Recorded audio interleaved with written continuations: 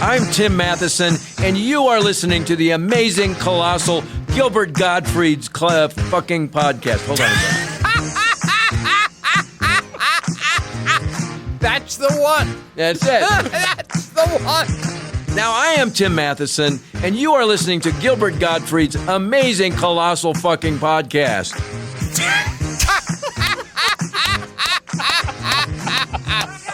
I'll give you a straight one. Thank you, buddy. Hey, I'm Tim Matheson, and you are listening to Gilbert Gottfried's amazing, colossal podcast. Now say fuck.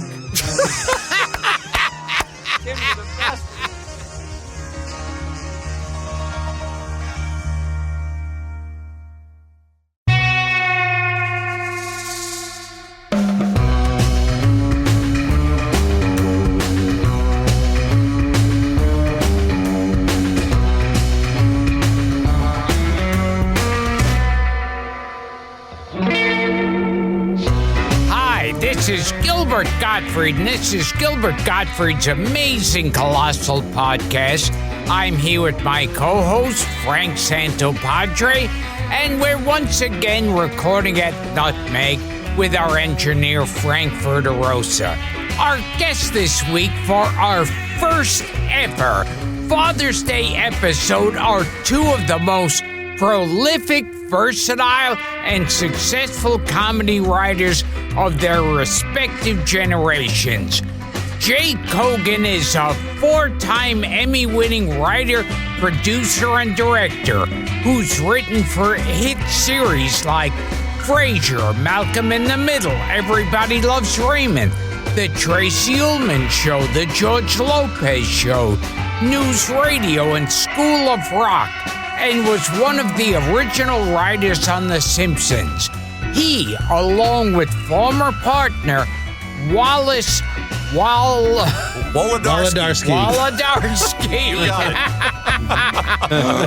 Also wrote what many viewers, including my co-host, consider to be the best episode in that show's 30-year history, Last Exit to Springfield. It is the best. Legendary producer and comedy writer Arnie Kogan has written for popular TV programs such as Candid Camera, The Mary Tyler Moore Show, The Bob Newhart Show, Newhart, The Dean Martin Show, The Tonight Show with Johnny Carson, Empty Nest, The Love Boat, The Tim Conway Show, and of course The Carol Burnett Show, for which he took home 3 Emmy Awards.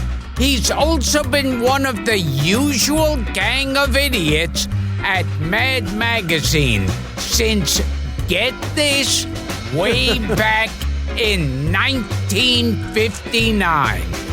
Between them, they put jokes and dialogues in the mouth. Or dialogue. Yeah, I thought I would sneak that by.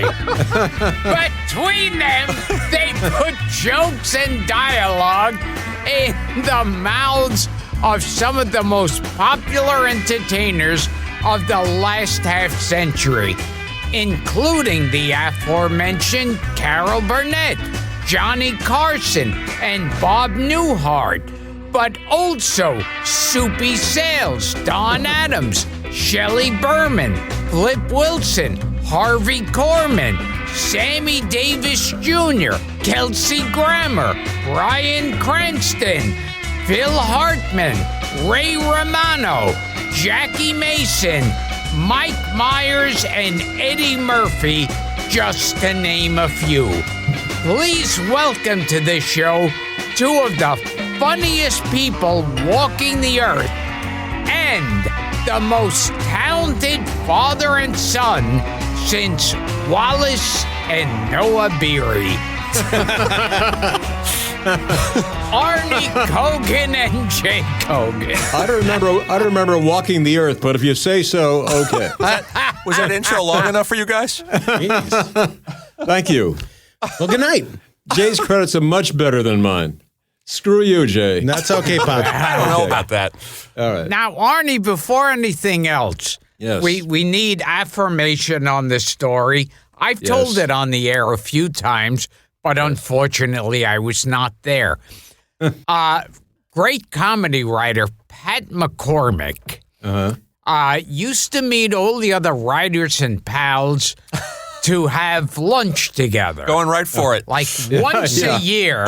Now, do you know the story? I think I know the story you're talking about. I was not there, but I definitely heard about it. Well, tell the story. It was not done over my house. He was not one of the people in the helicopter. Happily married man. I was the pilot of the helicopter. You want me? Would you like to? Yes, please. Well, please. the story goes Pat arranged. I forgot what the occasion was. I think he arranged for friends and writers of his, and he hired get in a helicopter. I don't know how many there were. There were about 6, 7 of them. He hired some hookers, and I believe, which is the beginning of every helicopter story. And as they flew over each home of the resident writers, each of the hookers performed a service for each of the writers. Right. And exactly as they were flying over the house. Did you know the story, Jay? I've heard the story. Now, I would have trouble maintaining an erection in the helicopter and over my house. Like there's going to be trouble. Wasn't there a sandwich in front of other writers? I mean, there's a lot of problems with I've it for had me. 7 guys on my roof doing the same thing. I think there was, it was a lunch thing. It was a sandwich, Yeah. So right? he gave them all a bag with a tuna sandwich in it and an apple. I never heard the bag and apple thing, but I believe you. That was from Ronnie Shell. Ronnie Shell, then you got to believe it. We heard Buck Henry's version on this show. We had Ronnie Shell tell a version. I think Ed Weinberger told a version. And I think the ending of the story is that one of the writers got home and she said, "So how was your lunch today?" and he said, "Fine." And he goes, "How was your evening?" And she goes, "It was okay, but I couldn't sleep because a helicopter kept circling the house." And something fell on my roof. I don't know what. That's that's Troy. It's got to be true. I wasn't there, but Pat has done many things like that, and I'll tell you more about it later. But yeah. That's probably true. Yeah. Yes, Especially since Ronnie Shell mentioned it, of course. Yeah. Well, you hang out with those Army Army guys. I mean, you're a member of that. I've been there since the beginning. Yes. And name the people who are a member of the Army. I don't know who those 7 people were. I'm not. They could have been around 19. I don't know. Like he was doing the Danny Kaye show at the time. I think it was. Name the people in Yarmy's Army or in the helicopter? No, in the helicopter. Yarmy's Army. Oh, Yarmy's Army. Yes. Or name the hookers who are in the helicopter. They're all the hookers are presidents of Yarmy's Army. Don Adams' brother was Dick Yarmy. When he passed away, or when he was very ill with cancer, a lot of the comedy writers and friends got together with him and tried to cheer him up. We had dinner with him every week. And after he passed, we said, this has been fun. Let's continue the group. And it was originally was Ronnie Shell, Harvey Korman, Hank Bradford, Howie Storm, Tom Poston. There were about 40 comedy writers, actors, comedians, and we've kept it going all these years, since 1990, I believe. Wow. There was a meeting last night. I wasn't there, but there was a meeting of the Army's last night. Still going strong. Yeah. The hard part is finding someone with cancer every time. Every single time. Otherwise, it's no fun.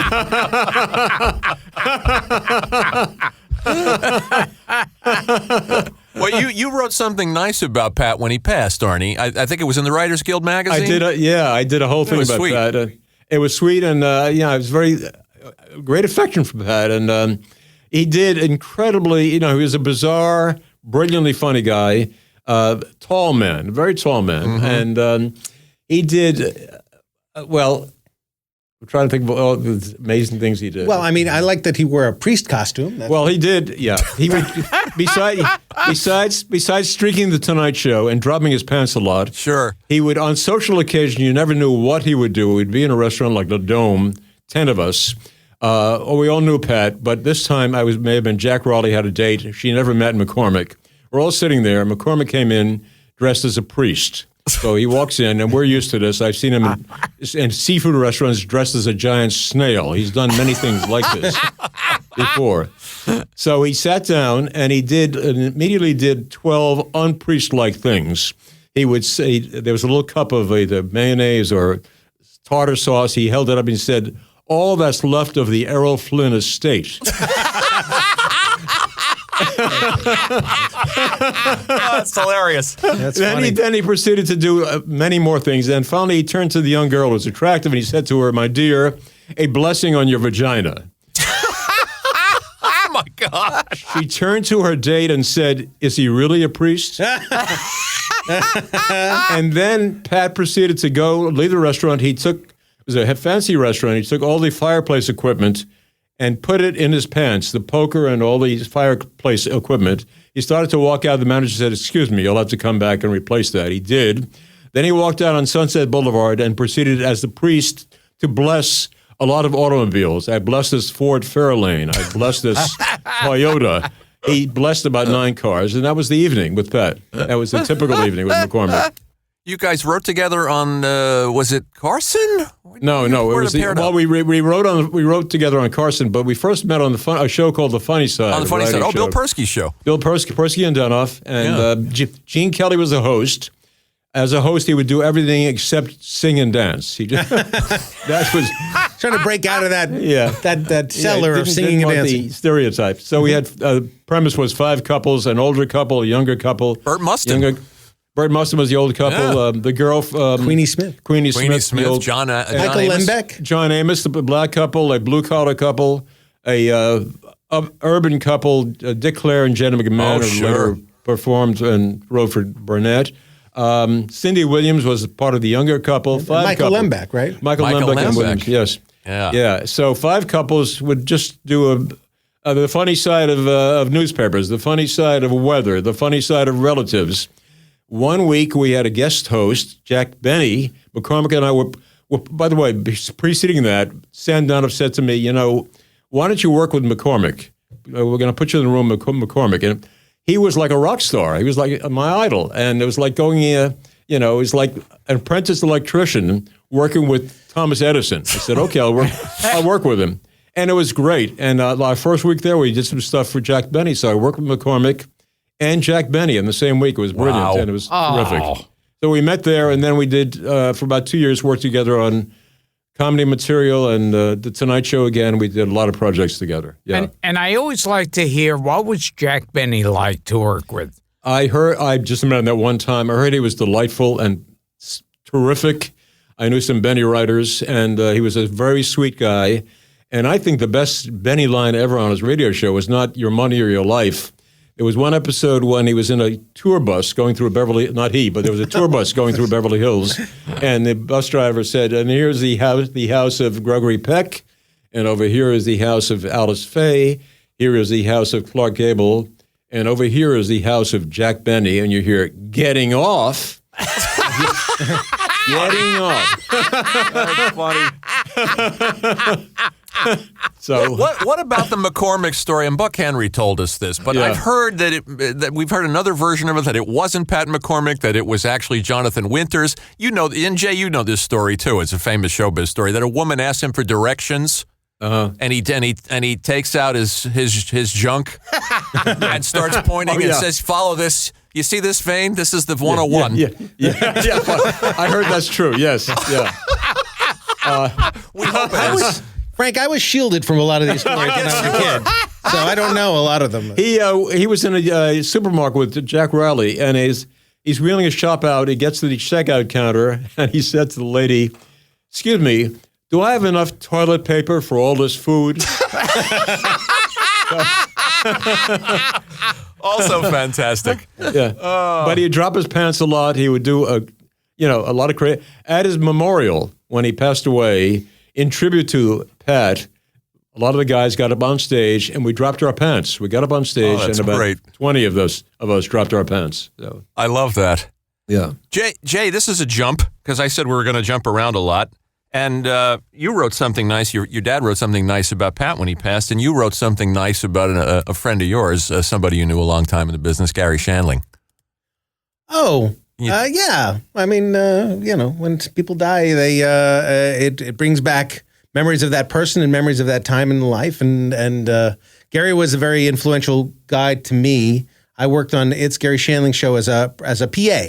So I basically got him yogurt a lot. And if you've ever, there's something traumatizing about watching Gary Shandling eat yogurt because he had pretty big lips and the yogurt didn't all go inside the mouth. It stayed on the outside. But he was an amazing, interesting, fascinating guy and always in search of, egalitarian, would ask everybody everything. So being a PA didn't mean I was less than, but his whole MO was just trying to find the better script and make the joke funnier and make life better. And, all that stuff was great, except he lived in a little bit of a torture because, he saw the problems. Yeah. And that's what caused him to want to find the better thing. And what I wrote was about being in Hawaii with Gary. Yeah. And he looked out at the beautiful sunset in Hawaii and said, it's good, but it's not great. I was like, Gary, that's Hawaii. It's $1 million sunset. And no, it's not great. And so I was, I always wished for Gary to be happy with the sunset. We had the same therapist. He went more frequently than I. He went like 4 times a day. I went every springtime, 1 hour to a therapist. You really did have the same therapist? I love that. Yeah, we did, yes. But I only went there once a year. Dad should have gone more. How well did you know Shandling, Gilbert? Did you guys cross paths a bunch? He was one of those guys I would run into a lot, and we'd talk. He was friendly. The only real Shandling story I remember is after I had a burst appendix, I had to get another operation to sew my stomach back together. And I was talking to Gary about it, and he said, "When hospital are you going to have it?" And I said, "New York Eye and Ear." And he said, "Well, that's kind of a strange hospital. Don't you think it should be New York Stomach and Ass?"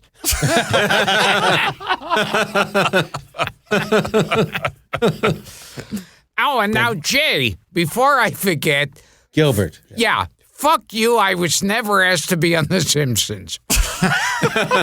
That's on purpose, Gilbert. Well, your voice was pretty synonymous with other cartoons and other networks and stuff. So you were typecast as the parrot. Okay. We had Mike here. We had Mike Reese here. He gave him the same shit. Yeah. No, there was a time at the very beginning of The Simpsons when we couldn't get anybody. And then immediately after it became a hit, we began to get anyone, which was amazing. I once tried to get Bruce Springsteen to come on the show, and no, I couldn't get him. John Landau, his manager, I could get on the phone and kept saying, well, maybe he'll do it. Maybe he'll do it. And then I saw Bruce Springsteen at a movie theater in Los Angeles, and I ran up to him saying, Bruce, I have to talk to you, not realizing he's a rock star and people are haunting him all the time. So I'm a big guy, and he was with his wife, Patty, her girlfriend at the time, and basically he protected her from a crazy lunatic. And I said, we've been trying to get a hold of you for The Simpsons. We wanted you to do the show. He said, oh, I'm definitely going to do the show for sure. And then he walked away. He never did it. We got Sting to do that instead, but he may have done it later, but we got Sting to do it. Oh, and also, at one point, when you were much younger, you wrote a Bob Newhart script that you showed to your father. Yes. Yes. Let's hear about that. Big mistake. He did not like it. To be fair, I was, how old? 15 years old? 16 years old? Maybe younger. I'm not He was sure. working on the Bob Newhart show. He wrote it every day of his life. I wrote a spec script, and I'm sure it was awful. I mean, every spec script I read is awful. My comment was, Jay, page 9 is shit. No, He told me, hey, you know what? You might think about being an agent or a lawyer. I really pays. I thought Jay would be a very good agent. I really did. Yeah. Well, he's being a loving dad. He wanted something more secure for you. But to turn the tables, years later, when Jay was on Frasier, I went up to pitch stories to Frasier, to Jay, to my son. There were some pretty good ones. They turned, Jay said, let me talk to the guys. I didn't sell a single one, but I loved coming in the room, pitching to my son. That was a great feeling for me. Turnabout.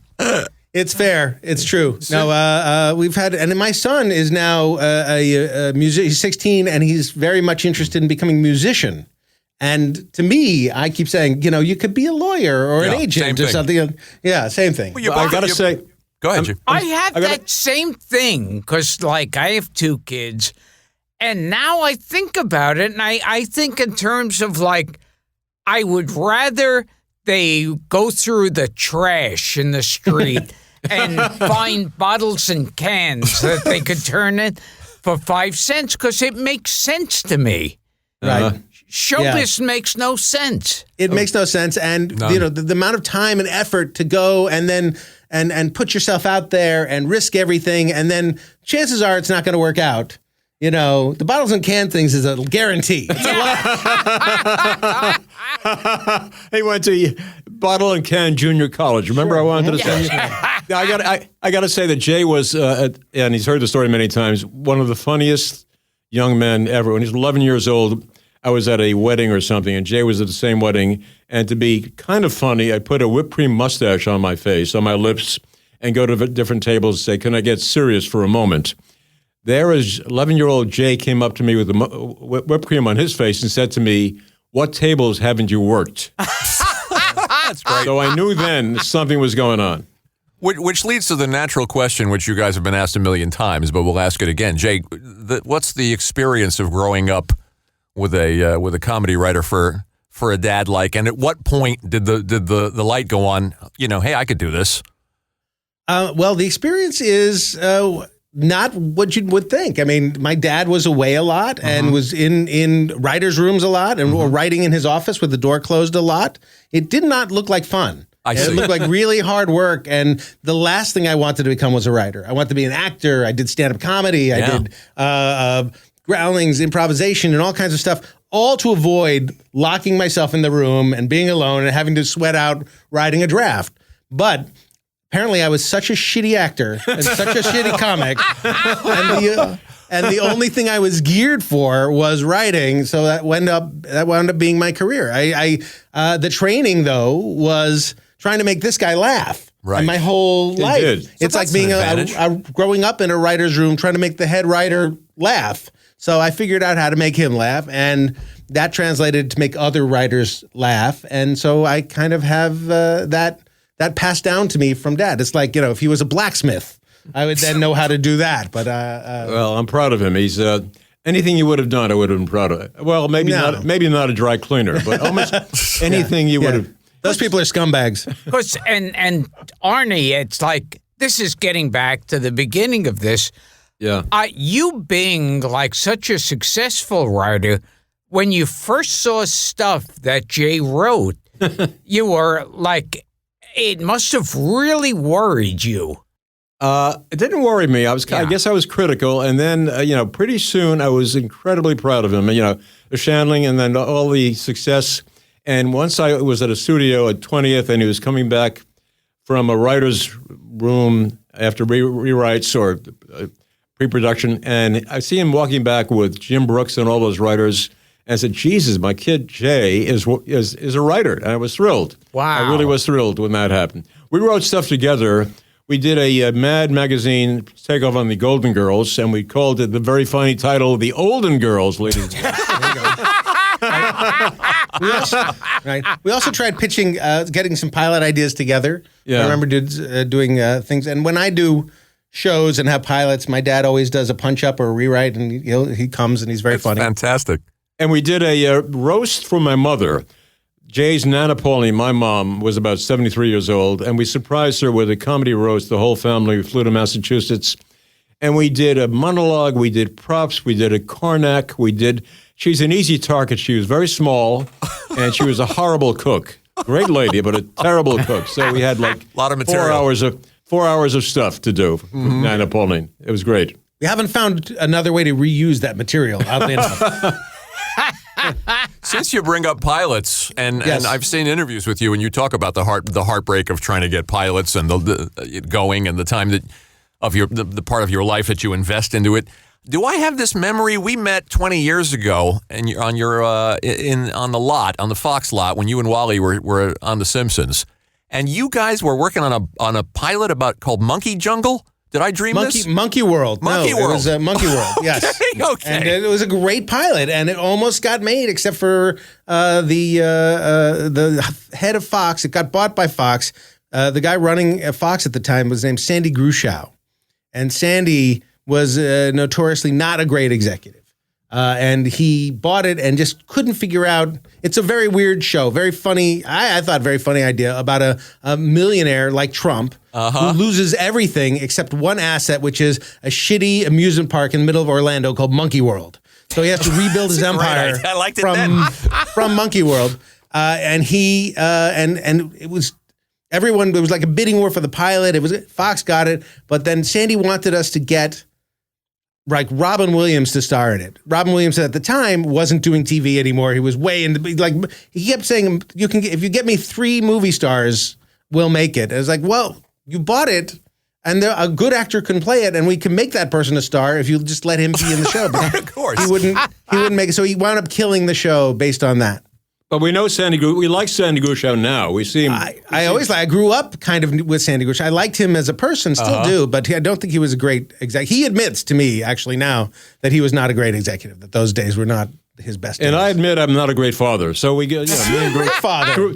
No, I'm kidding. Okay. I like the kid, Jay. No, I will not accept a joke about that. I think that was 92 when we met at The Simpsons, and Monkey. I didn't get to remember the name, but Monkey World stayed with me all these years. Yeah, I think it's great. And here's another thing I always wondered about. Whenever I would see those bits with Tim Conway and Harvey Korman, where Harvey Korman would inevitably crack up. Right. Were those real? All real. It was not fake news. It was real. Harvey really could not control himself when Tim was around. He tried to, but sometimes he just burst out, and it was real. And Tim would save the stuff for the air show. We did 2 shows, or a dress on an air. And on the dress show, we'd kind of keep it quiet, and they'd get it on tape, and they get it filmed, and they have all the stuff they need. On the air show, he might go a little nuts, and Harvey was uncontrollable. Tim was a very, very funny guy. Very funny guy. So, that was real. The dental sketch was brilliant. You remember the dentist sketch? Of course. Yes, sure. It was classic. One of the funniest things of all time. The Novocaine. Yeah. And were Tim and Harvey friends in real life? They were friendly, yeah. I'm not sure, they'd see each other. They were friendly. I don't know how often they would mingle socially, but yes, they were. Didn't you write that classic sketch, The World's Oldest Fireman, where Harvey's the... Thank you. Yeah. I did, yeah. That's a great one. Yeah, thank you, yeah. The old man sketch, the old fireman. Now let me get this straight. He's a fireman, but he's very, very old, right? So the world's slow. Yes, very slow. I'll get it. I'll help you. I'll get mouth-to-mouth resuscitation. Oh, hold your horses. It took him about at the beginning of the sketch. It took him about a minute and a half to break through the window. Harvey said, "I'm a wealthy man. I live in my paintings. Please send somebody." And you see a hand with a little axe at the window, and it would take about 23 seconds for the axe to hit the window, and then he'd slowly hit the window again. It took about 20 minutes to get into the window. But he was careful to make every piece of glass in the window, slowly chipping away every piece of glass. And the whole sketch, it ended with mouth-to-mouth resuscitation. So, and that was unscripted. They just wanted to kiss. The script was regular mouth-to-mouth. Okay. I think he turned Harvey around in the actual air show. Okay. So, yeah. It looks like you're going to be all right. You're starting to get some color in your cheeks. I can't breathe. I'm choking. It's not working. I need oxygen. Hurry. Mouth-to-mouth resuscitation. It's the only way.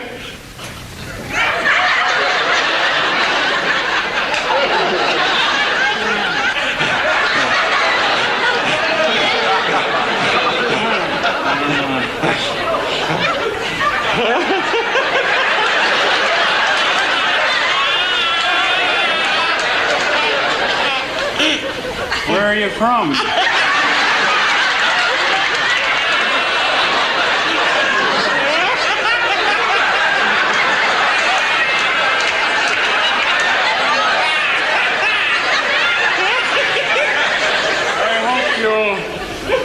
Be gentle when you talk about it.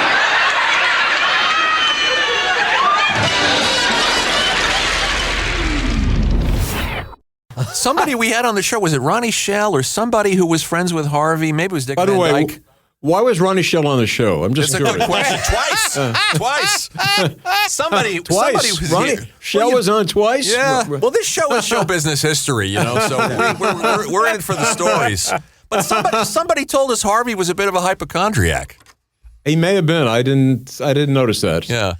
Except when I banged his knee once and he said, well, no, okay, that's all right. I was once banned from the Carol Burnett show for asking Harvey Korman an inappropriate question from the audience. Well, dude, I said, I used to go to every taping of the Carol Burnett show. We used to go. It was great. It was an amazing show to watch. They did it almost live. I mean, they would do a sketch, there would be music, and they would change settings, and they would go. It took something like an hour and 20 minutes to film an hour show. It was just so fast and so good. And there was a dress rehearsal and then a regular show, and they both were fabulous. I used to go, and in between when they were changing sets, sometimes Carol would come out and sometimes Harvey would come out and take questions. And I asked a question, some version of what's it like to be a second banana? And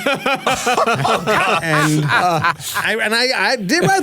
was asking that sincerely. I didn't think a second banana was an insulting term, but my parents did think it was an insulting term. So I had to apologize to Harvey, and I was banned for a year. You also at one point said to them, I understand the first dress show didn't go that well. You said that. Yes, I used to say things like that too. I was kind of an asshole kid. Speaking of watching Dad work, you did when you were a kid. What were you now, 7 or 8 or something? When you were on the Dean Martin show? Yeah. I was 5 years old.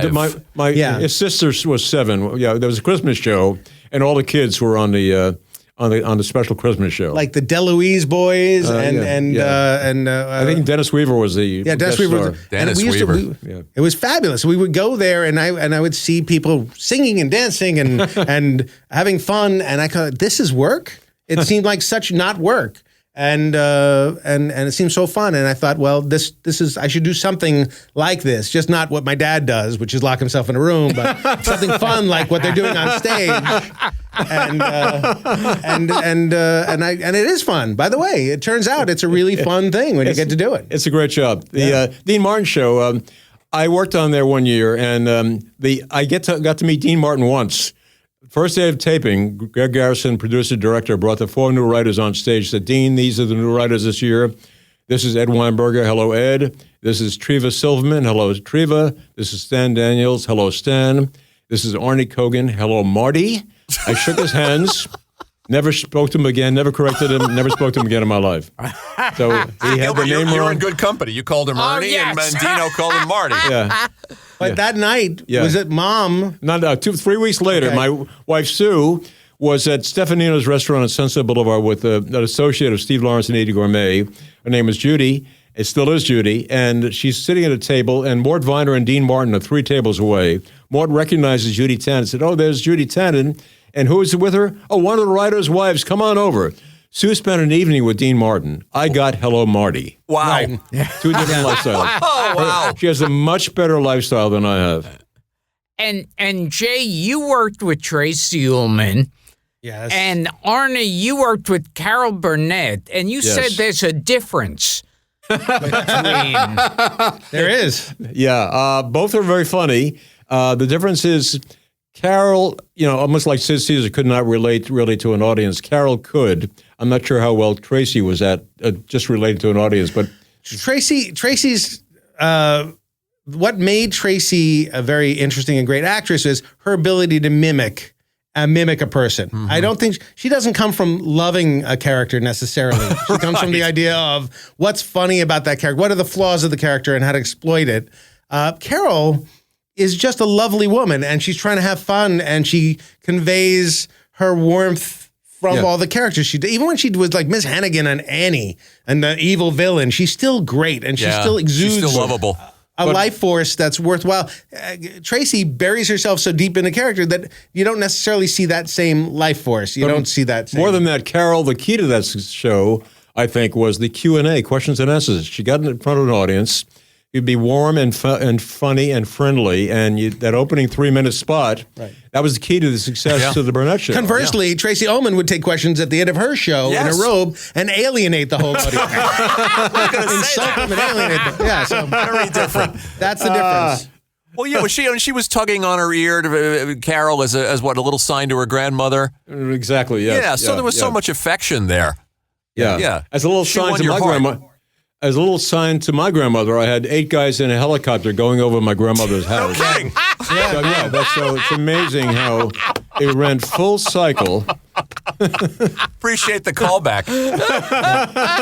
How about that writer's room at Burnett with Patchett and Tarsus and Gail Parent and Barry Levinson and Rudy DeLuca? Great. It was different years. Patchett and Tarsus were on the first year. I love them and work with them again on a show we'll talk about later if you want. Sure. And then we just asked Jay Tarsus to do this show, so hopefully he'll come on. He's great. Oh yeah. I haven't seen Jay in a while, and then Dick and Janet worked on Parrott. Gene Parrott was very funny. Gene Parrott, great gag writer, and he worked with Bill Richmond, who was the drummer for Jerry Lewis and wrote screenplays for Jerry Lewis, and then Barry Levinson and Rudy DeLuca, and it was a great staff, and it was a great place to work. First of all, the Burnett Show is like being hired by the New York Yankees. I was a Dodger fan, but it's like going to the Yankees. It was terrific.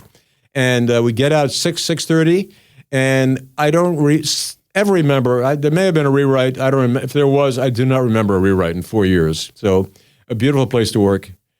Story was, true story, I was driving back from CBS Television City to Encino, took Laurel Canyon. Along the way, stopped by a cop. He said, "Excuse me, license and registration. What was the problem? You're going a little fast, 35-mile zone. You're going 40. Where are you coming?" I said, "I'm coming from work." "Where do you work?" "Carol Burnett Show." And as he's writing the ticket, he said, "Ought to be a lot of fun this year with Tim being a regular and all." I got the ticket, but he knew all about the show. "How's Lyle doing?" "Okay." I still got the ticket, but he knew the show. That's L.A. for you. Yeah. Jay, what was your stand-up like? Since you brought up your attempting my stand-up wasn't horrible. It's just I didn't have. I was a comic in search of a persona. Okay, like you have to have a persona to ultimately succeed. Gilbert, you've got a persona. He does. A very clear, wonderful persona. My first attempts at stand-up were just plain jokes, just jokes. Another version of it was trying to be like weird, like Andy Kaufman's kind of. I brushed my teeth to La Bamba. I just put on the record La Bamba and brushed my teeth to it. So there's a little performance art in there. Yeah, I was trying to be funny. I thought it was funny, but I'm not sure it was. And my best version of it was putting on a tuxedo and doing jokes as if I was 65 about kids today. I was 15 years old in a tuxedo, and I would rail against how I did not understand what's that. That's not music. That's just noise. That kind of stuff. And so that was a character I could do, and I got laughs, but I couldn't sustain it. Mm-hmm. So I also hated performing in comedy clubs because a lot of people are there on dates, and they're not there to see a show. They're there to sort of get drunk and giggle and have fun.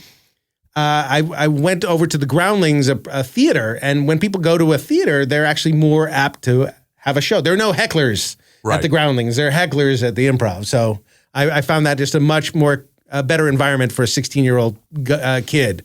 No cigarettes, no booze, just people performing. I was a heckle Jay at home. I'd heckle him a lot at home. Mm-hmm. Yeah. And when you first got The Simpsons, I heard both your father and other people. Yes. Well, how were they reacting? They said wise. Grant Tinker, one of the great show business wise men. Sure. I was in a meeting with Grant Tinker who said, "Do not do a cartoon. Don't. You'll destroy your career." And I said to my dad, I said, I'm being offered this cartoon, and he said, "You just got into live action, into the Tracy Ullman show. You're winning awards. Why would you ruin yourself by going into this cartoon?" Which is completely understandable, though nobody had ever reasonable. Succeeded with a cartoon at all. It was sage advice from my father. However, my partner Wally and I thought, well, 13 episodes. It'll be fun. It's for Fox. Who knows what'll happen? And it just seems really good. Sam Simon and Matt Groening are really funny. It'll be interesting. So he couldn't have known what we knew at the time, which was, the auspices of what they're trying to do is different. So maybe it'll work. It worked. It seemed to work. Yeah, how'd that work out? It worked out okay. Okay. I left after 5 years thinking, how much longer could this go on? I was wrong. 25 years later. Yeah, exactly. Al Jean and Mike Reese have stuck it out from they've been there from year one? Well, mainly Al. Al's there day to day. Mike comes in. Mike is a consultant. Mike lives in New York, and he comes in and he consults and he goes in. But Al is the day to day top guy at The Simpsons. And yes, he's been doing it day in and day out for a really long time. Mike too, week to week, and consultant. It's not easy to be a consultant either. But Al seems to have shouldered the burden with Matt Selman to try and keep the show alive. And I must say, a lot of people, like you, Frank, you're very kind about some episodes we wrote. But I watched the show now, and I think it's just as funny as it was then. And I don't think it's lost a step. I think people have gotten used to it. I think it's sort of like a great restaurant. There's a restaurant here in LA called the Ivy. It's brilliant. It's wonderful food. Every time you go, oh my God, how great it is. But you're used to it. It's there. It exists, and it's been there forever.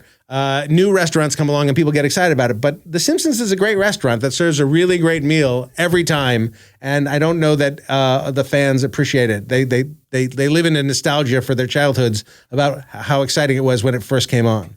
And now a question for both of you. It's like, other than funny and not funny, when you're writing, are there any kind of rules where, no, I would never go in that direction?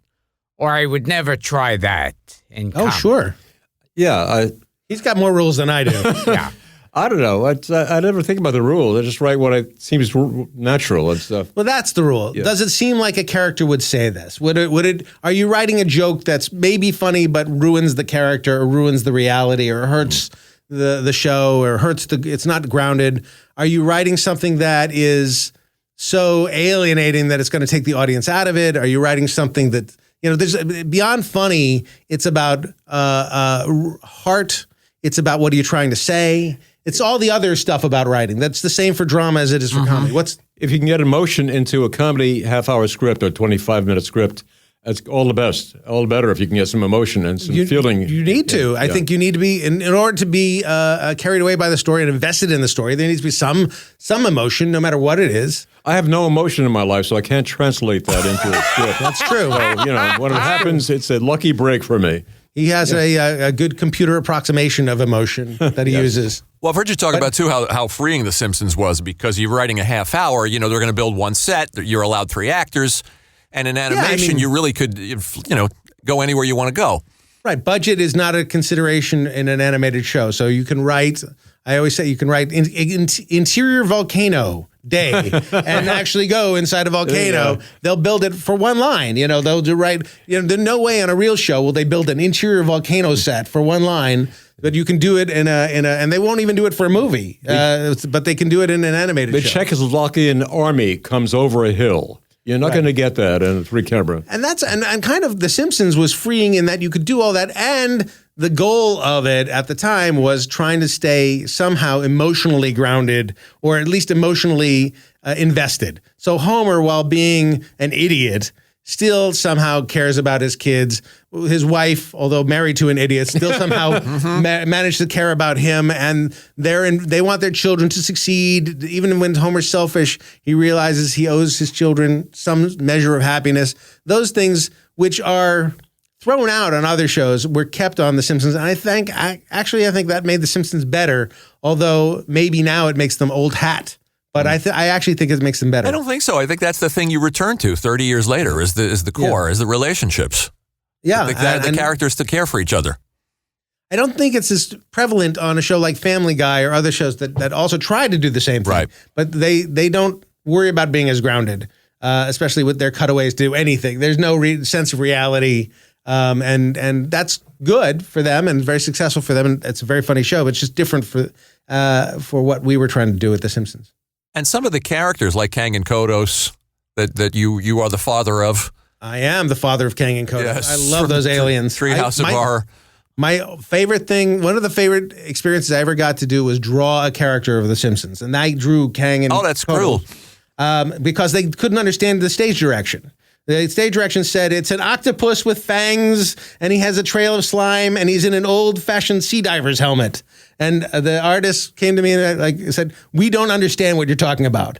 And so I drew, an octopus with one eye and fangs and a sea diver's helmet and like a bad trail of slime, and that's pretty close to what they did. You know, there's two aliens on this show, and Harry does one of the voices, and maybe he does both. I don't know. Didn't you base that on a Twilight Zone episode? Yes, there was a Twilight Zone episode, absolutely, and we were parodying that for our Treehouse of Horror. I thought it was based on the life of Don DeFore. Wow, I don't know. I could be off here. Don DeFore Are there any listeners alive who remember Don DeFore? Only on this show. Okay. Wow. Yeah. Yeah, they appreciate a Harry Von Zell reference too. I was about to say Harry Von Zell, There you go. but then I thought nobody's going to know him either. So Don DeFore and Harry Von Zell walk into a bar. That's what we're here for. Yeah. There was that Twilight Zone episode where there's lights in the sky or whatever, and the whole neighborhood turns on each other. Yes. They get paranoid. They all fighting each other.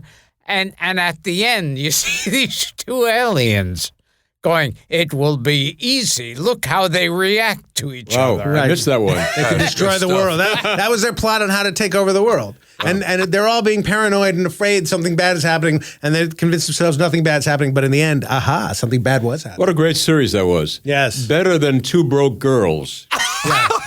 I think. How dare you, sir? I think. I found both equally chilling. Jay, just a question about the voice actors on the show, because you and Wally wrote, was it like Father Like Clown with Jackie Mason? We wrote, yes. Yeah, and yes, how was then I want to ask you another question about an infamous, I think you'll know where I'm going, a guest voice that you wound up not getting on the show. You know what I'm referring to? I don't, but I will in a second. What do you want to know about Jackie? How was Jackie to deal with, to work with?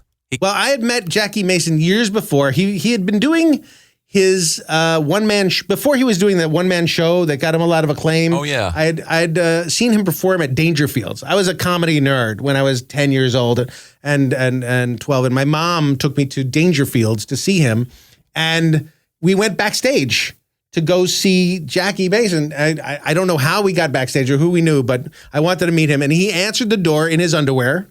Like, he doesn't want to hurt his pants. And you take your pants off between shows because you don't want to get them creased or whatever. Old school showbiz. Yeah, old school show business. And he was the most nicest guy and very sweet to me, and I never forgot him and Bob Hope and other people who were really nice to an idiot little boy, Jay Kogan. Yeah, Bob Hope. Yeah. But then years later, we flew to New York to get his voice because we wrote this Father Like Clown, and we needed a voice of a rabbi. And that at that point, Jackie had been doing his one-man show and been pretty famous for being a super Jew. Not just a Jew, but a super Jew. And he was great. He was fabulous, but he would not, A, he didn't remember many of the lines, and B, to ask him for a different read was a stupid question. Like, can you do it differently? No. What do you mean, can I do it differently? It's only one way I do it. I said it this way. So he only does his Jackie Mason reading, and there's no, more emotional. I was very emotional. This is not emotional. That's all. He just does one voice. It's his voice, but it's one voice. It's very recognizable. Rabbi, did not a great man say, and I quote, "The Jews are a swinging bunch of people. I mean, I've heard of persecution, but what they went through is ridiculous. But the great thing is, after thousands of years of waiting and holding on and fighting, they finally made it." End quote. Oh, I never heard the plight of my people phrased so eloquently. Who said that, Rabbi Hillel? Nope. It was Judah the Pious. Nope. Maimonides. Nope. Oh, I got it. The Dead Sea Scrolls. I'm afraid not, Rabbi.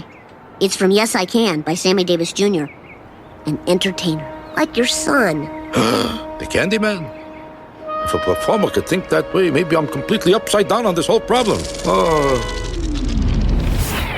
Give Jay a little bit of your Jackie. Just treat the boys. I just remember my wife running into. Well, we were walking in Florida or something, and my wife ran into him, and she said, I'm married to Gilbert Gottfried. And Jackie Mason goes, I don't like that Gilbert Gottfried. He loused me. That Gilbert Gottfried loused me. and Wow. I still don't understand You don't know how you What does that how mean? I loused him. No, you loused him. Take his word for it. I don't know what that means, but he was a really great. We had to fly to New York to get him, which was another great privilege. Just fun to go get interviews with people, but he was terrific. He was terrific. I would work with him anytime. Was there an attempt to get O.J. Simpson back before the? Is that bullshit? I don't. Not while I was there. Okay. For what role? For some role. I got bad information. I mean, the show's been on for 30 years. obviously I was only there for 5, so only before the incident, obviously. It's possible. Yeah. He's better as a guest after the incident. They're better jokes. Once he's a murderer, it's actually better. And if you do ask him, you'll have to ask him very nicely. Yes. Yes. No, we didn't. We had other sports figures. We had a lot of baseball players on. We eventually had some of the Beatles on. We had, the B Sharps episode with Michael George Jackson. Harrison. Michael Jackson was on uncredited. Really? Yes. Right. And another uncredited Dustin Hoffman. Dustin Hoffman didn't. I take recorded credit. Dustin's performance for that show. I went to a trailer that he was doing a movie, and with an engineer and a tape recorder, we recorded maybe lines, post-production lines and he was great, and he was very insecure. Like, was that good? Am I good? Was that fine? Like, no, you're Dustin Hoffman. It's all good. It's all great. It was the opposite of Jackie Mason. Yes. Yeah. He took a screen credit, Semitic. Yes, Yeah. exactly. Oh, yeah. That was the time when I think people were afraid of being identified on this dumb cartoon show. It became a giant hit. And the same thing with Michael Jackson. He was uncredited. I remember one line in that episode where he gives her a very sentimental goodbye that he's leaving. And Lisa, and he goes, "You do believe me, Lisa, don't you?" And she goes, "Yes, I believe your voice, your eyes, your Semitic good looks." That's a sweet episode. It is a sweet episode. Dustin Hoffman, the teacher, gives Lisa a note, which is supposed to be the answer to everything, and it says you are Lisa Simpson. You are Lisa Simpson, yes. And that is very James L. Brooks, who is one of my heroes. No one else can write something like Jim. Jim can tread on something that could be hokey, but make it new and fresh and unhokey. And he makes sure to make it interesting, but emotionally viable and real. He's one of the greatest writers I've ever met. And he's a gigantic hero of mine, along with my father. That's an example of the depth of the show, because obviously the show was funny, but here you are, and with the Hoffman episode, maybe 8, 9, 10 episodes in, and you have a moment like that, and you realize, and I remember watching it, and I remember this is going to be something different. This is special. Yeah, and you can also imagine it works on another level. A room full of cynical writers in their 20s who all heard Jim Brooks say that, go, "Ugh, God, this is going to be horrible," and then it comes out and he's, "Oh my God, it's beautiful." Yeah. So you don't know anything when you're 22 and just looking to make people laugh.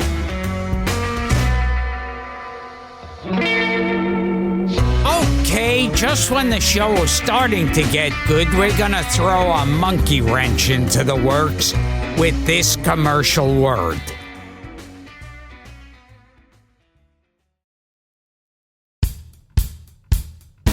Gil, we love our friends at Lisa. Oh, yeah. Lisa mattresses and blankets and pillows. And I always say, I don't feel like reading the copy because I sleep on their mattresses and their pillows, and it's the most comfortable night's sleep you'll ever have. Well, they're also, in addition to that, they're a socially aware company. They're driven by a mission. That mission is to provide a better place to sleep for everybody. And for every 10 mattresses they sell, they will donate one to a shelter through their 110 program. And they also plant one tree for every mattress sold, and they donate 1% of each employee's time to volunteer for local causes. That's where the socially conscious part comes in. And now they are continuing to expand their offerings. They include the Belisa pillow, which we've talked about, the blanket, the foundation, and the frame. No wonder they are one of Forbes' top 20 startups to watch. It's a great company, great product. Gilbert's used the mattress. I've used the mattress. Fantastic company. Yeah, I've used the mattress and pillows, both great. And a company you want to support because they do good things. Try a Lisa mattress in your own home for 100 nights risk-free. Available in the U.S., U.K., Canada, and Germany online with free shipping.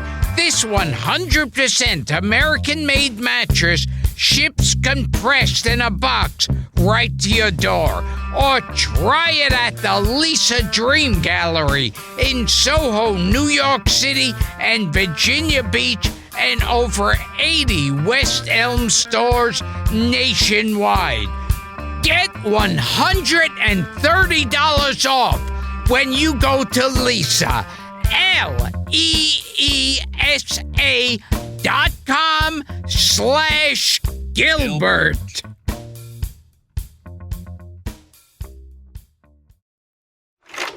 On the next Gilbert and Frank's Colossal Obsessions. Oh, somebody sent me, because I knew, Martin Sheen and Jack Albertson, they were in... The Incident? No. They were in The Subject. Oh, The Subject was Roses, yeah. And then later on, they reteamed for Bracken's World. Very good. And the episode was called My Father Never Spanked Me. Very good. And so one of our listeners sent me a copy of this TV show, I think it was called Insights. Basically taught you about God. And it starred like an old Jewish man who's given up on life, Jack Albertson, and God in a white suit, Martin Sheen.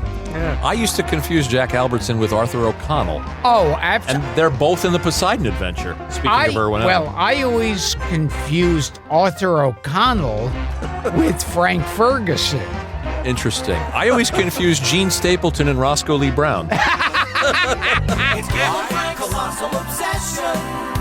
It's Gilbert Frank, Hypnotic Possession. It's Gilbert Frank, your deepest confessions to Gilbert Frank. They now control you, so give up. Gilbert and Frank's Amazing Colossal Obsessions, every Thursday, only on Stitcher Premium. Paul Scheer watches a lot of bad movies on How Did This Get Made?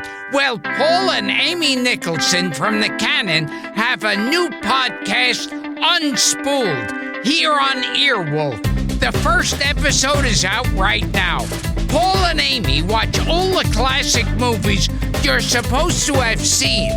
The old-time greats like Citizen Kane. And they're going to watch everything on the AFI 100 list, like Taxi Driver, The Graduate, and Pulp Fiction. Listen to Unspooled now in Stitcher, Apple Podcast, or wherever you listen. Live from Nutmeg Post. We now return to Gilbert and Frank's Amazing Colossal Podcast. Now here's a segue. You guys ready for this? Yeah. Because we were talking about Kang and Kodos in space. Yes. And I'm going to go from there to NASA, and we're going to ask Arnie about the Soupy Sales movie. Oh, wow. Oh, boy. Birds do it. Yes. He gave the whole plot away, Frank. The whole. There he goes. Well, hey, everyone in the world's seen that movie. Dad. Don't worry about it. We've seen it. It's like Star Wars. Those festivals going on. Yeah. It's amazing. I had no idea I got that job. I was writing for about 2 years.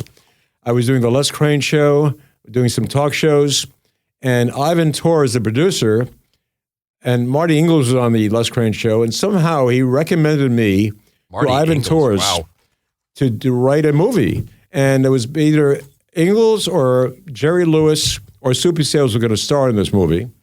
And they hired me. And I never showed them a script. I never wrote a script. I had never written a feature movie at all. And there I was down in Florida at Arvin's Torres Studios rewriting a script called Birds Do It. Art Author wrote the original screenplay, and I was kind of punching it up. And I had no idea what I was doing, and you could tell from the movie when you see it that it looks that way. Yeah. I will say the movie's in color. That's the only positive thing about it. Arthur O'Connell shows up. Yes, and Tab Hunter was in the film. Hunter. Tab was quoted as saying, "This is the worst film I've ever been in my life." So, and he was in Operation Bikini with Jim Backus. So, but I think he's right. He was right. So I had no idea what I was doing, and we thought it would be like a Hard Day's Night, the Beatles film. We thought it would be a hip, trendy, and the director was not a comedy director. He was a director of flounders and sea animals. He did Flipper, and so it didn't quite work out. And Doctari, all those Ivan Tors shows. Yeah, the chimp is in there. Yeah. What's Judy the chimp, who was in Doctari, turns up in the movie. Exactly. Oh, is that the same chimp from Doctari? Yeah. I did not know that. So you have a whole new perspective. Well, Jay. She's on the poster. I should have been able to tell. I know Jay shares our fondness for monkeys. I do. I love monkeys, monkey pilot. But I got a screen credit when I was young in my career, so I'll take it. I think. Yeah. No, I've had monkeys in many, many shows. I do love monkeys. It's true. And in Last Exit to Springfield, I'm going to go back to that. There's that wonderful gag where Burns goes into the lock room, and what is it? There's 1,000 chimpanzees typing, 1,000 monkeys typing on 1,000 typewriters. Right. Yes, he wanted to see if they would write Shakespeare. They come really close. Arnie, I think Gilbert's fascinated by this. Talk about writing for some of the stand-ups early on. I mean, you wrote from, Morty Gunty? Morty was the first comic I ever wrote for, right around the time I started writing for Mad Magazine. I wrote for Gunty, and I wrote for Toady Fields. And, wow. I wrote for Jackie Vernon, who was very smart. You remember Jackie Vernon? And Don Adams? Huh? When I first started writing, I wanted to write for Don Adams. He never bought it. I wrote something. He used to write those things with Bill Dana, the baseball umpire and the football guy, which were brilliant. And I tried to duplicate that. I didn't sell anything at that point. I did write a thing about a school teacher in the same voice and did that routine at a New Year's Eve party once. And a pretty girl in a red dress, laughed very loud at it. Ended up marrying her. That's Jay's mom, Sue. So, that's a lovely story. Yeah, she reacted well to the act and... So I'm here because of a bit you couldn't sell? That's all right, fair enough. Whatever it takes. I could have been flying over the house with the bit in a helicopter. You wrote Phyllis Diller some books with Phyllis Diller, but did you write her act? I wrote a book for Phyllis Diller, a book for Toady, and wow. I'm trying to think of the others. I wrote a lot of stand-ups for singers that were not very funny. Oh, banter. Banter, yeah. Jackie DeShannon and Nino Tempo and April Stevens. Jackie DeShannon, put a little love in your heart. That's right. Yeah. Yes. Very good. And other singers, Stephen Eady I wrote for many years, Steve Lawrence, and Steve is funny. Steve Lawrence and Eady Gourmet. So, a lot of stand-ups and a lot of singers. Diana Ross, who I never met, I wrote some material for her also. And Sammy? Sammy, I wrote for, there were 2 Academy Award shows that I wrote, kind of. One was for Carol Burnett. She was one of 4 hosts on some Academy Award. And Sammy was also one of 4 hosts on he was a host along with Alan King and Helen Hayes. And my goal was to make him funnier than Helen Hayes. The line I wrote for him that was kind of quoted was, he said, this year they're honoring 2 films, they're featuring 2 films honoring my people, Shaft and Fiddler on the Roof. Perfect. That's a good one. Good joke. So that was the Sammy stuff. Now, I heard a story that Bob Newhart was one time watching TV and Don Adams did one of Newhart's bits word for word. Wow. I never heard that. I believe that. But they work so different. They're not, not the same rhythm. You know? Interesting. Comedian that needs material. And didn't Bill Dana write the whole Byron Glick thing for? He wrote all those. He wrote all those. I think he became Maxwell Smart. Yeah. He and Don Adams wrote those comedy pieces. The lawyer, the baseball umpire, Are those the legs of a homicidal maniac? I think Dana wrote a lot of those. Yeah. Dana ended up working on a show I was head writer and producer for, Donnie and Marie Show. So he was one of the writers. Oh, yes. You got to talk about that, too. Yeah. So another writer that I was going to hire, there was a guy, I said, we need one more monologue writer. I met a guy from the Midwest. He came out in his truck. I said, I like the material. Do you think you could write for Donnie and Marie? He said, I can. It was David Letterman. And I went back, I said, I want to hire this guy. It turns out we did not have enough money. So Letterman never wrote the Donnie and Marie show. Wow. Good for him. And but we were about to hire him. But you wound up working with him anyway on that on the Mary Tyler Moore. Mary Tyler Moore had a variety show. Remember that show? Sure. Called Mary? Yeah. With Patchett and Tarsus were running the show. And Letterman and Michael Keaton and Swoozie Kurtz. Swoozie Kurtz and Dick Shawn and Mary Tyler Moore. So Mary may have been the least talented of the bunch, but the show we thought would be brilliant and run for 23 years. We shot 13 shows, only 3 aired, and they canceled it. It didn't quite work out. They wanted to see Mary doing Mary Richards.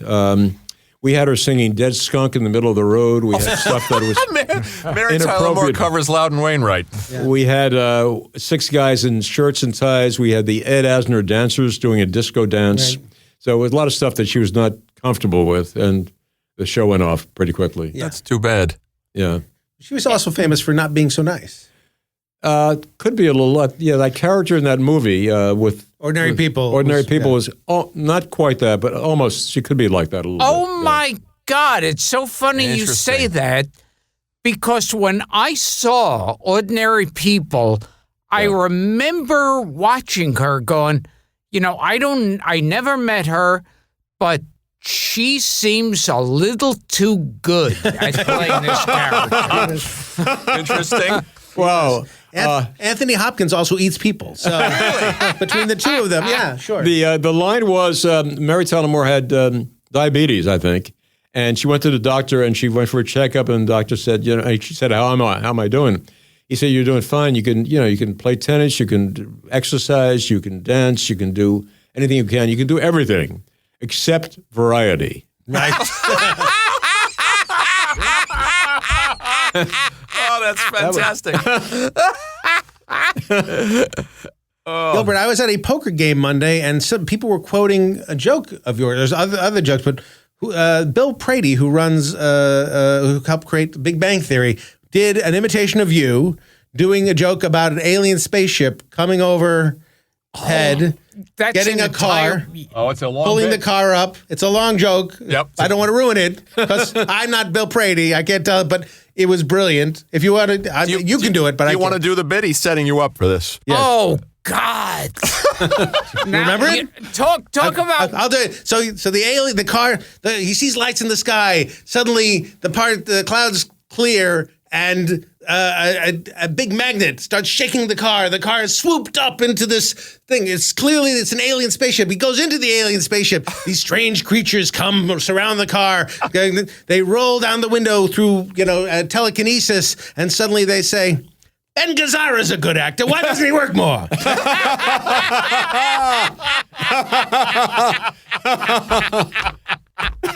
that it, Gil? The poker. That's it. The poker room laughed a lot.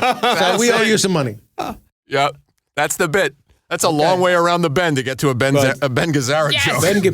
Ben Gazzara in Roadhouse was great. And I remember somebody told me they met Ben Gazzara. I never met him.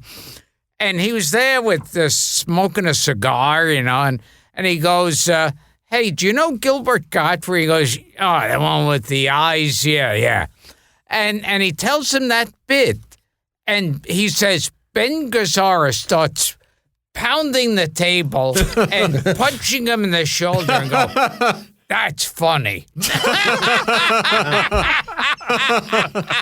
He did not feel that you loused him. No. You did not louse him at all. No, Ben Gazzara said, he loused me.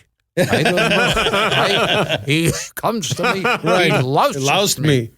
Do a little, since Jackie Vernon came up, I love to put you on the spot on the show. Yes. Treat the gentleman to a little bit of. Okay. It'll bring back flashbacks for Arnie. Here's some slides from my vacation. Here I am with Manuel, the tour guide. Here's Manuel leading us around the quicksand. Here we are from the waist up. Here's a bunch of hats and ropes. He was a very funny guy. The line I liked best of his was he said he's a dull guy. That was his persona. He said he was once arrested at Times Square New Year's Eve for loitering. Yeah, that's a good joke. Funny. Somebody told me who was friends with Jackie Vernon, and he also had a thing where he would go into a supermarket or a department store, wherever a woman would be by herself. And, he had that big pot belly. So he'd walk up, act like he's looking at stuff, and then he'd suck his belly in so his pants would fall down. Yeah. And that was his big thing of going up to women and doing Classy. Yeah. Me too. It's a Me Too now, and he can't do that. In his line, in his act, he does a pickup line saying, at the beach, he said, "Excuse me, I seem to have lost my Congressional Medal of Honor around here someplace." A pickup line for him. My introduction to Jackie Vernon was there was a character on the cartoon Underdog that was basically Jackie Vernon. Really? One of the villains of Underdog was Jackie Vernon, and I didn't realize who it was because I was 5. But then I was going through my dad's comedy record collection, and I pulled it out, and I hear the voice is the same. So some cartoon actor was doing Jackie Vernon, and they drew the villain to look like Jackie Vernon. That's hilarious. But he's in the way that a lot of the Hanna-Barbera characters were named after. We've talked about that. Yeah. How they would be doing Art Carney, Dean Martin, or Art Carney, or other people. Yeah, exactly. and Luckleberry Hound doing Andy Griffith. Yeah, all of them used to be Yogi Bear was Art Carney. Right. And on the Dick Tracy cartoon, they would have one who sounded like James Cagney or Edward G. Robinson. Well, Simon Bar Sinister on Underdog was Lionel Barrymore. Okay, basically, exactly right. If you go back and you listen to it. Very popular one, Lionel Barrymore in the cartoons. Also to imitate Ed Wynn in the cartoons. Yeah, great voices. Now, Jay, we were both in the Aristocrats. We were. You were better than me. You know, a fan wrote in, Jay. He set you up, but we take questions sometimes from our listeners, and a fan named Bobby Maggio wrote, "I need to ask Jay who did his favorite version of the Aristocrats." Now you're really on the spot. I would say me. I did my favorite version of Aristocrats. You're asking somebody whatever. You get to do your own version. That's the whole point of the joke, is you get to do exactly the version you want to do. I do the version I want to do. Yeah. For me. You call them the Sophisticates, I think, right? Yeah, well, that's another variation of it. Sure. A little bit. Yeah. You guys had never met? You and Jay have never crossed paths? I don't think so. Interesting. I have met Gilbert, but he wouldn't remember meeting me. Join the club. He's a famous celebrity. Gilbert, do you remember meeting me about 35 years ago? Oh, my God, no. Thick of the Night. Oh, my God. I was one of 18 writers in the room there. Try to burn that out of your memory. Why would he remember that? Fuck was on the script. I try to block out. Same here.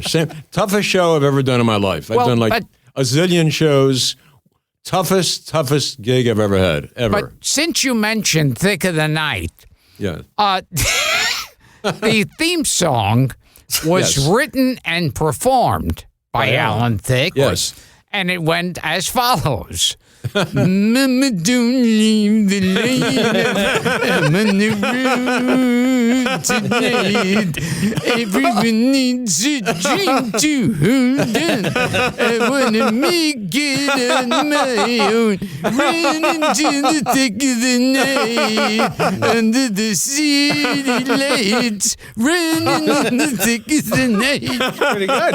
Oh, wow. That's pretty good. That's great. That's pretty good. I was talking about that an hour ago in the car coming coming in with Jay, I said I want to get a recording, like all the theme songs of shows I've worked on, the Jackson 5, the Donnie Marie, Newhart, and Think of the Night. I want to get all these things. I'm going to handle that for him. I got it covered. That's a birthday mix. Yes. Right there. Well, on the Donnie and Marie, you were working with, maybe not with, but Sid and Marty Krofft. Sid and Marty preceded me. Oh, okay. I came in. Oh, I know they were there the first year. Yeah. And then I came in, myself and Ray Jessel, a partner I had at the time, were brought in. Mike Ovitz was our agent. He just got us on the show. You guys are going to be head writers. I said, really? How did they have head writers? Well, you're going to go in. And we were head writers and I enjoyed it a lot. And Sid and Marty were there. And family was very terrific. And I enjoyed doing that show for a year and a half. Did you hire Bruce Valanche for that show? I did. I hired Bruce, yes. Yes, I hired good Bruce. move. That same year, yeah, very good move. And the same year I hired Bill Dana and some other people. And Valanche is very interesting and funny guy. Yeah, we're going to have him on in a couple of weeks. He's Sid coming and here. Marty Krofft, to this day, have an office at the Radford CBS studios. They're coming on with us next week. A small office. They are, there. Yeah. I went into their office one time, and it was like going into Cheech and Chong's van. It was like the smoke, and the smell of pot was crazy. So I know what HR Puffin stuff means. I get it now. And yet they deny that to this day. Every time they're interviewed, they deny that there's any drug connection to any of their creations. And okay. Sid and Marty. They would know better than me. Sid and Marty. Somebody did they described Sid and Marty. They said, Sid and Marty, they'll have a production number, and Sid will say, let's have 200 dancers in chandeliers and exquisite costumes coming down these gold staircases. And Marty would say, not 200, 3 dancers. He'd be the money guy. Right. Sid would be the artistic guy. That was the difference. Now, Sid did all those shows with Liberace and Judy Garland he did back in the day. Yeah. But like the Donnie Marie show, for some reason, they always had each year, like they had an ice skating production number, but like every opening was ice skating. Always ice skating. But what the fuck was that about? I mean, I never like that's not a production number. It's the same thing. I think it's a cost saving measure. We have an ice skating rink to amortize it. We'll do it over 22 episodes. My next production meeting note was going to be, what the fuck is this all about? I never did that. Water. Then they did one with a pool. Yeah, like it's like it made, as a child, it annoyed me. I thought you guys could do better. The Simpsons did a great send up of one of those Sid and Marty shows of the Brady Bunch Variety Hour, where they did the Simpsons Family Smile Time. Oh hour. yeah, and it's so spot on. It's such a brilliant. It's so easy to make fun of that. I know. To have a sitcom suddenly become a variety show is not easy and not pleasant. Those poor kids. Arnie, I don't remember much about the Jackson variety show, but I was doing research on it, and you had Joey Bishop was on it, and Muhammad Ali. The Ray Jessel and I, again, it was a summer show that we did. We did 4 episodes, 4 half-hour episodes.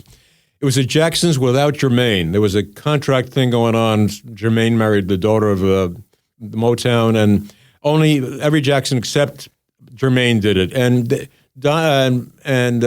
Janet was around 9. There was another Jackson around 9 or 10. Michael was 16. And it was a lot of fun. The guests were Joey Bishop, Ed McMahon, John Biner. That was later. They later picked the show up, and as a regular season, I was doing Donnie Marie. That I see. I couldn't do it anymore, but it was fun to do 4 shows with the Jacksons. They lived in Encino. We lived in Encino. Jay, you remember we had a party? Yeah, we had like a premiere party at our house where the Jacksons came over. They came over. And it was like us and the Jacksons, and I think not a word was said. Well, no, we spoke, and Buzz Cohen came over. He was a consultant. And at one point in the evening, Sue's mother, Nana Chicky, was there. So at one point, I see Nana Chicky, Sue's mom, talking to Marlon Jackson. What the hell were they talking? I have no idea. No idea what this 73-year-old lady and Marlon Jackson. I have no idea. I just remember them being they were speaking. Incredibly shy. Like Janet Jackson trying to talk to her, she was incredibly shy. Michael was also. Yeah, Michael was at that time. There should be a Kogan flow chart too, with all the different people that you guys have worked with, because you both worked with Michael Jackson. That's true. Yeah. Michael, but I knew he grew up in the neighborhood, so I kind of ran into him a couple different times. Like at a local pizza place around the market and stuff. He was not as he was not quite as sheltered when he was a young guy. Yeah. We got No oxygen tent. We got to ask Arnie about Mad. Yeah. Arnie, we had Al Jaffe here. Oh, great. On the show, maybe about a year ago. Going strong. Yeah. What is he, 95? Yes, yeah. 94, 95. 94. Did he have any snappy answers for you? You bet he did. Okay. You know, and when I was a kid, I was a credit reader. And I'm watching the Carol Burnett show, and I said, wait, Larry Siegel, Stan Hart, Arnie Kogan, these are the same guys from that I'm reading in Mad. Yeah. Yeah. We all did the Carol Burnett show. Larry was the first guy, not the first. Larry preceded me by a couple of years, and I came along, and Jaffe was there also before me. It was great to write for Mad. My first comedy sale ever was Mad Magazine. I had always wanted to write comedy in some form, and I saw Mad. I said, this is great. And I wrote some spec Mad stories, and I brought them to Mad, and they Feldstein and Jared DeFuscio at the time said, oh, this is not right for us. If you want to bring them someplace else, you can. I went there, and that time there were like 23 in person. There was Panic, there was Nuts, there was Think, there was all kinds of crazy magazines. I brought all the stuff to Panic magazine, said, this is good. You have anything more? I said, I can do some more. I gave him 17 story ideas. He said, I want to buy all of them. I said, great. He said, but I cannot pay you until 12 months from now. I said, well, I don't know if I want to do that. He said, well, you can turn around and go back to Mad if you want. Went back to Mad, and I submitted 3 of the stories.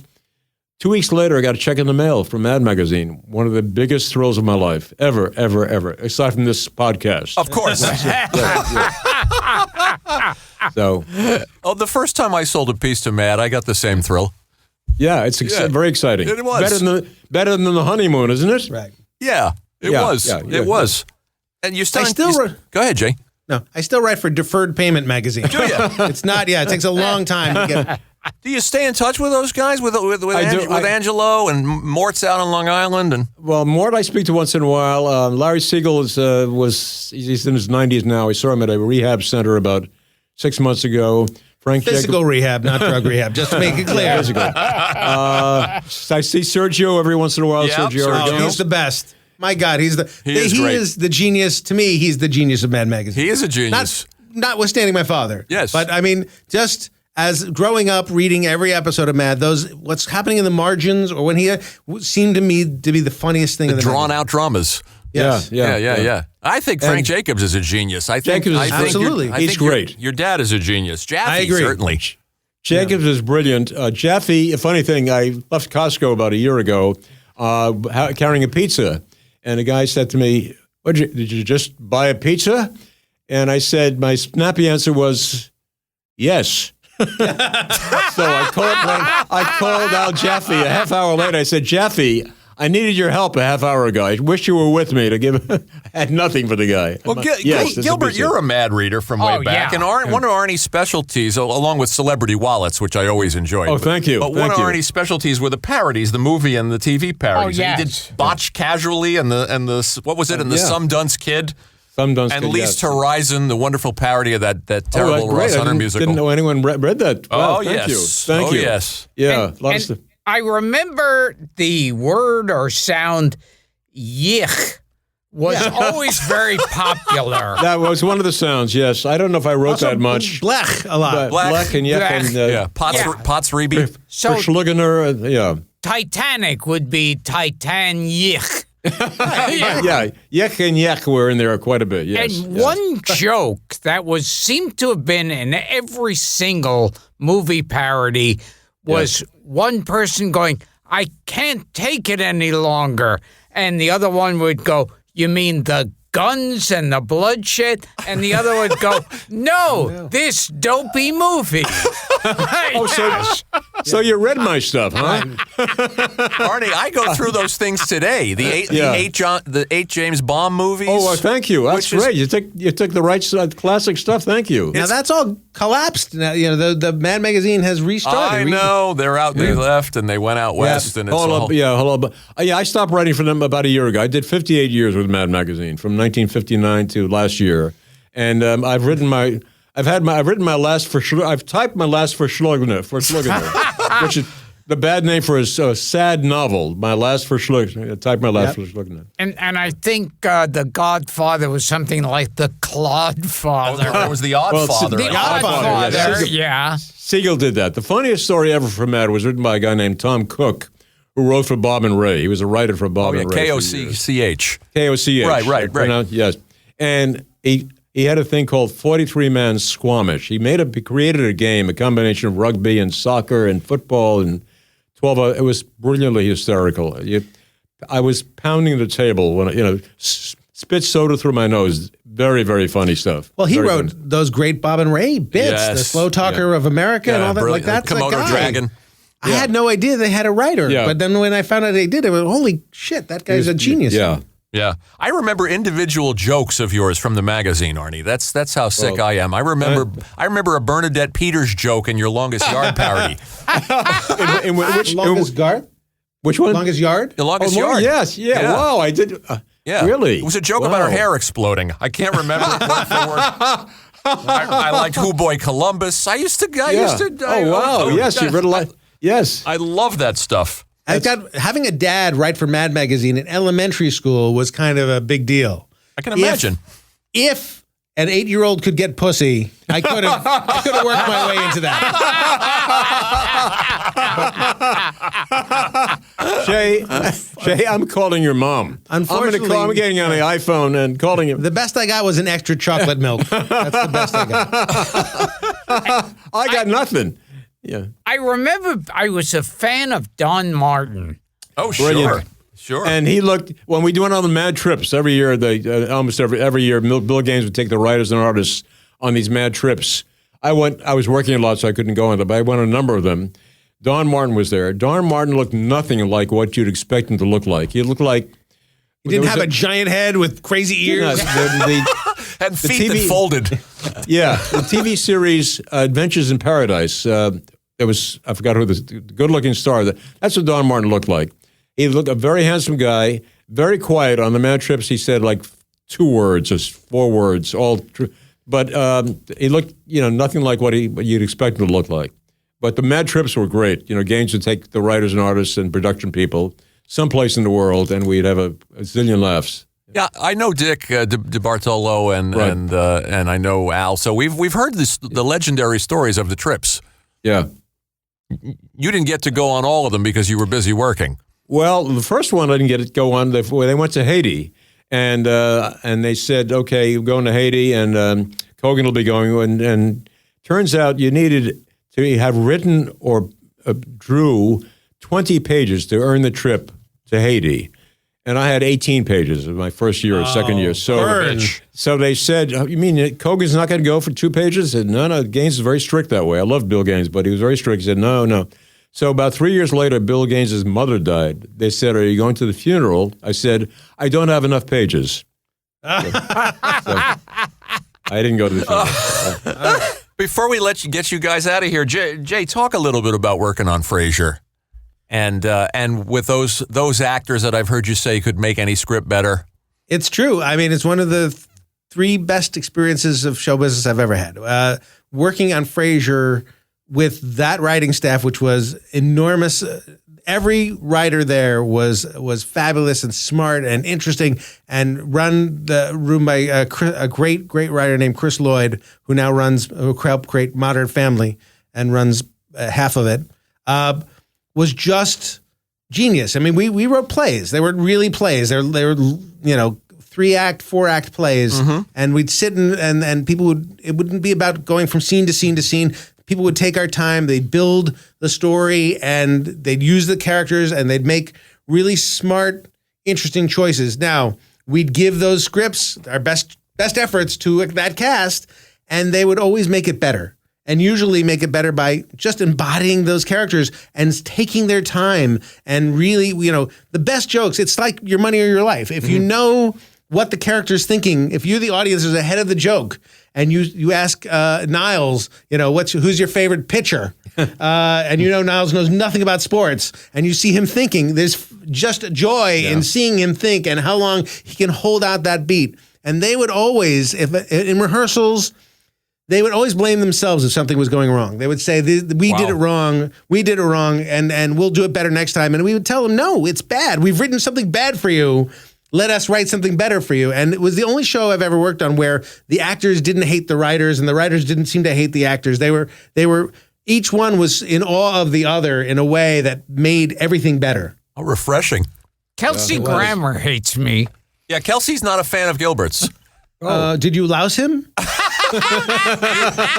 happened? Say that. Why does Kelsey Grammer hate you? I mean, Frank was working on a show at Kelsey Grammer heard I was on it. It was a roast, and Kelsey came, and Gilbert was booked on the same roast. And as soon as Kelsey showed up and knew Gilbert was there, he split. Oh, wow.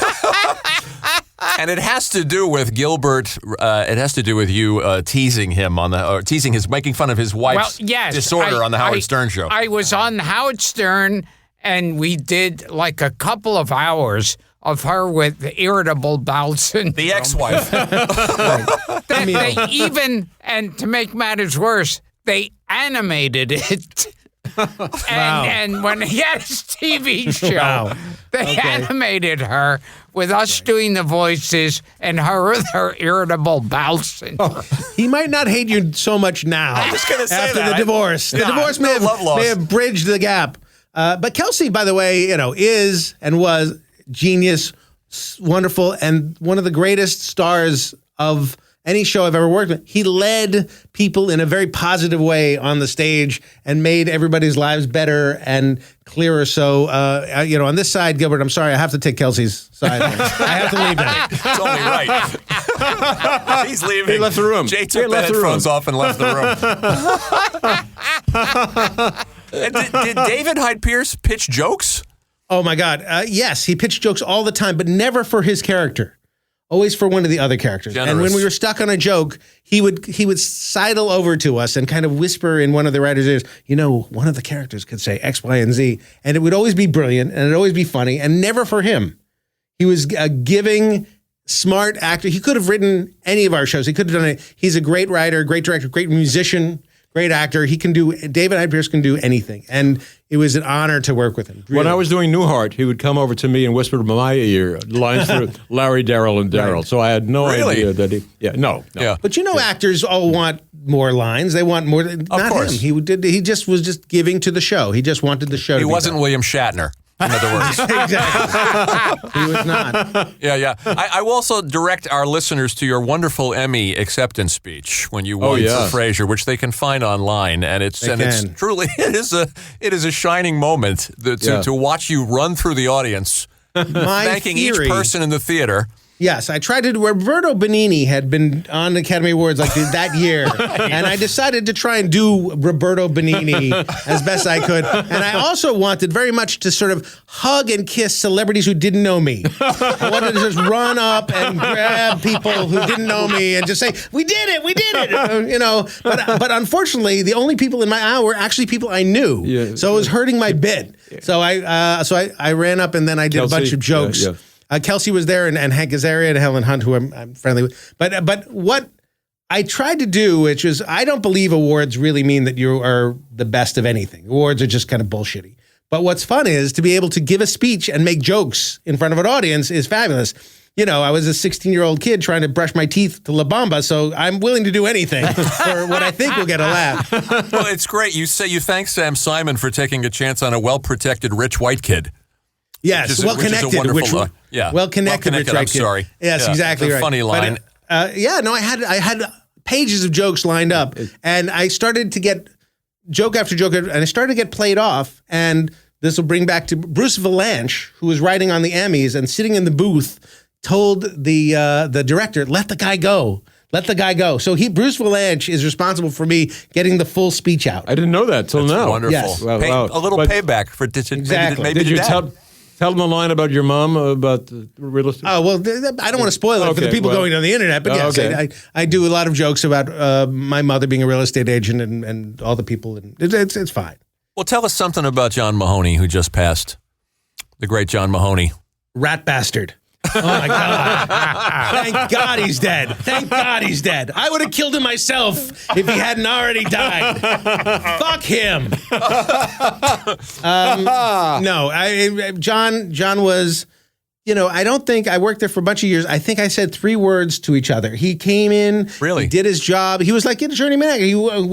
He came in, he did his job. He liked acting. He liked doing it. And then he went home. And that was his thing. It was not, he was there. He loved acting and he loved doing it. He didn't make a big deal about it. And he was really smart and special. And he fully brought his humanity to the part. And was a grounding force to that show. And the combination of his character and the other characters were what made that show good. If it was just, a bunch of effete guys, without sort of a blue collar bent, it would not have been a good mix. So he was strong. He never missed a line. He always was funny, but he never played anything for a joke. He played everything for a reality. And that is a great lesson to all actors who want to be funny.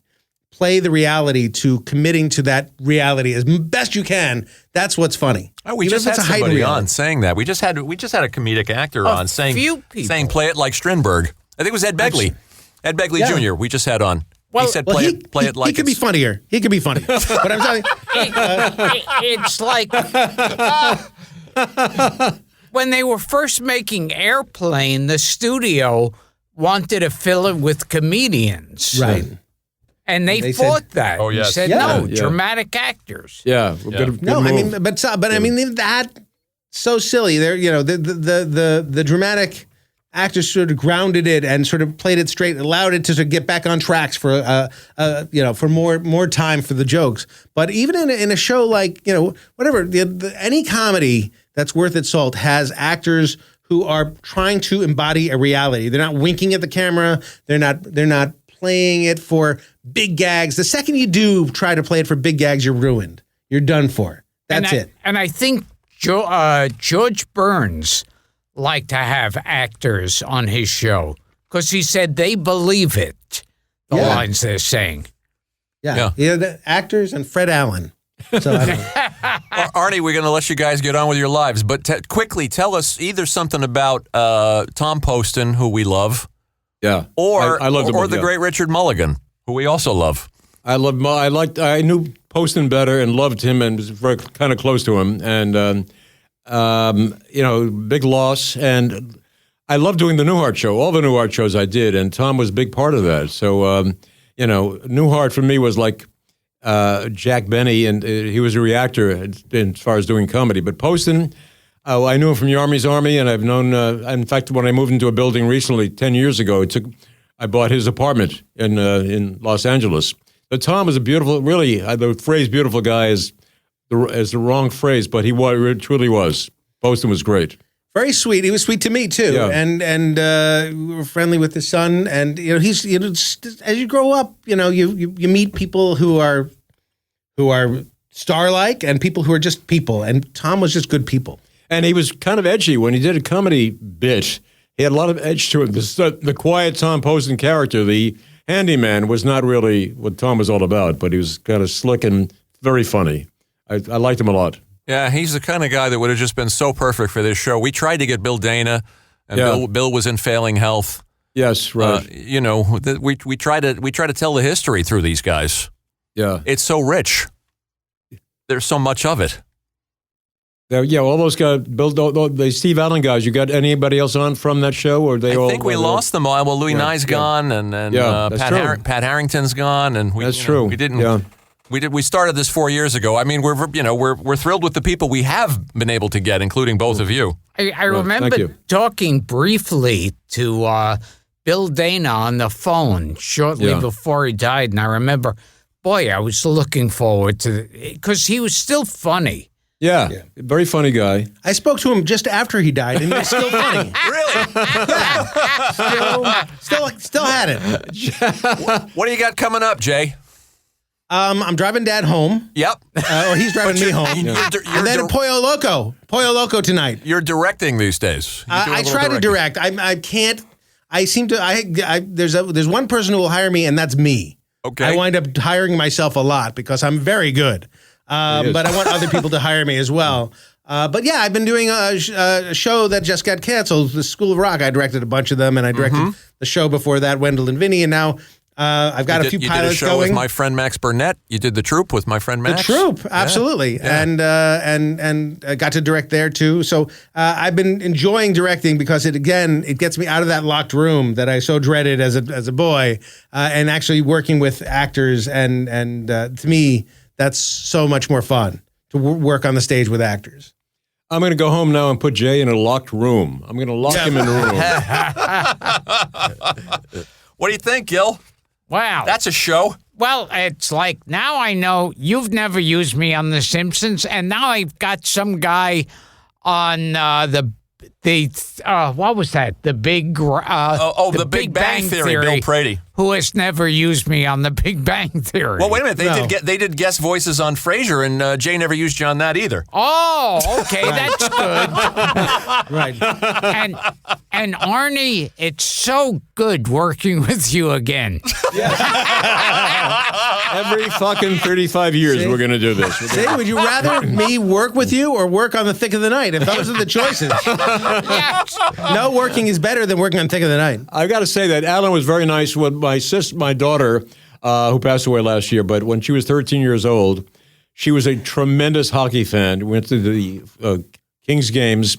Alan, who was big with the hockey group, he arranged for the auditorium to write "Happy Birthday, Jill," and then invited her up to the Forum Club and had one of the Kings players, Butch Goring, who had never said 5 words his whole life. He sang "Happy Birthday" to her, so it was a huge, huge thrill. Wow, we appreciated that very much. Yeah, it's worth a year of horror from The Thick of the Night. Yeah. We had Alan on the show. Oh yeah, yes. Well, Gilbert had had history with him. Yeah, and I switched wives with him. Okay, they did wife swap. Yeah. Did you and Belzer do a bit where he was ventriloquist, and you were his dummy? Yes. I seem to remember that a little bit. I seem to recall that. Yeah. Dick and Stinky. I would sit on Belzer's lap. Yeah. I sat on his lap last week. It was not received very well. Guys, we can't thank you enough for this and for Thank you. What an honor and a pleasure. Oh my God, I've had more fun doing this one than any in 20 shows. Wow. Just pure laughter. Thank you. What do you think, Gil? Invite us back anytime. We will. Okay, well, we have been talking to Jake Hogan, who's never used me on The Simpsons, and Arnie Kogan, my old friend from Thick of the Night. Wait a minute, Arnie, did you ever write anything for him specifically either? I don't recall that. No. Okay, so Arnie, I said I don't want to. I said, please leave me out of this one. They stiffed you, both stiffed you. That sounds like one of those answers you'd give at a trial. I don't recall. I got about 20 cards here in my hand, and I think we got through about 10 of them. So we'll have you guys back, and we'll have more fun. Thank you. So, because as we always say at the end of each show, we haven't scraped the surface. Well, they've met a lot of people and written for a lot of people, and there's only so much you can cover. I thought you were going to say scrape the bottom of the barrel. I didn't know where you were going that too. With that, exactly. We had a great time, guys. Thanks so much. Thank you so much. Thank you. Thank you.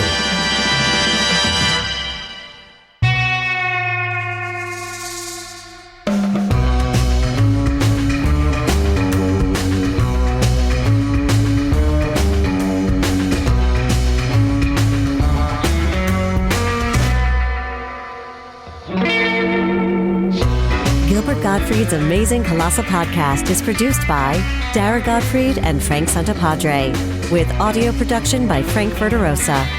Web and social media is handled by Mike McPadden, Greg Pear, and John Bradley Seals. Special audio contributions by John Beach. Special thanks to Paul Rayburn, John Murray, John Photiadis, and Nutmeg Creative. Especially Sam Giovanco and Daniel Farrell for their assistance.